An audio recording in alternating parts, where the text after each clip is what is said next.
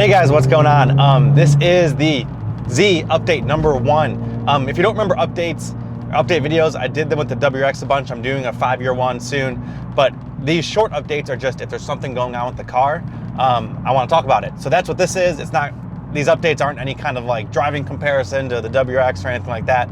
It's just kind of status things with the car. And there's a lot of things going on with the Z right now. I'm on my way to the gym, so that's like an 8-minute drive. So that should cut me off at least, because I usually just ramble. So anyway, like I'm doing now, let's get started with the update.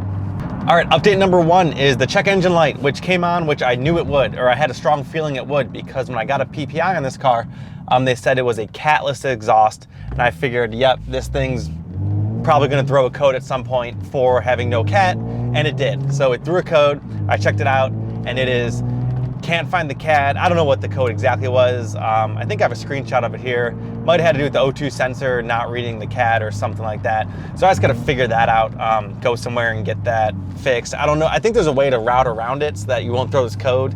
I don't know enough about it for how to stop the code from being thrown. Anyway, gotta go somewhere and get that fixed. Not a huge deal.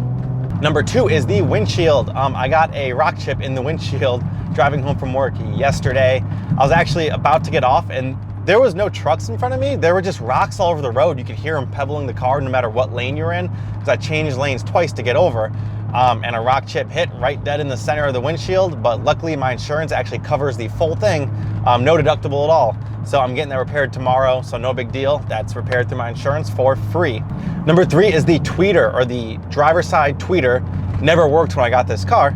I took it into Nissan under the bumper-to-bumper warranty. They said it would be under bumper-to-bumper since it's a speaker issue. They went inside and they realized it wasn't plugged in. And by knowing it's not plugged in, they knew that someone messed with it before me. So they plugged it in and then they called me and said they're gonna charge me $140 for plugging it in because they have a diagnostic fee since it wasn't under bumper-to-bumper. I did a little bit of arguing with them. I was completely polite, just saying, hey, it's kind of a lot and I thought it was under bumper-to-bumper. They said they didn't know that until they fixed it, that it wasn't covered because it just wasn't plugged in and someone fiddled with it. So I kind of said, well, that's ridiculous. And they just said, fine, just come pick up your car. And they were kind of mad at me, I guess, and they hung up on me. And when I picked up the car, what they did is they unplugged it because I said that 140 seemed kind of not reasonable. I said I'd pay them something like some labor fees or something, like if it's 20, 40 bucks. I didn't know how long it would take to fix. So that happened, they unplugged it. I thought they were just gonna like charge me a reduced fee or not charge me and keep it plugged in, but they went back in and unplugged it. Anyway, so after that, I actually came home like a week later and I popped the tweeter off, had 4 screws, unscrewed the 4 screws, plugged it in. It took me a solid like 3 minutes. I just didn't know that's what was wrong with it when I got the car. And I plugged it in, it works perfectly fine now. And the fact they tried to charge $140 for it was kind of annoying because I figured it was some easy fix.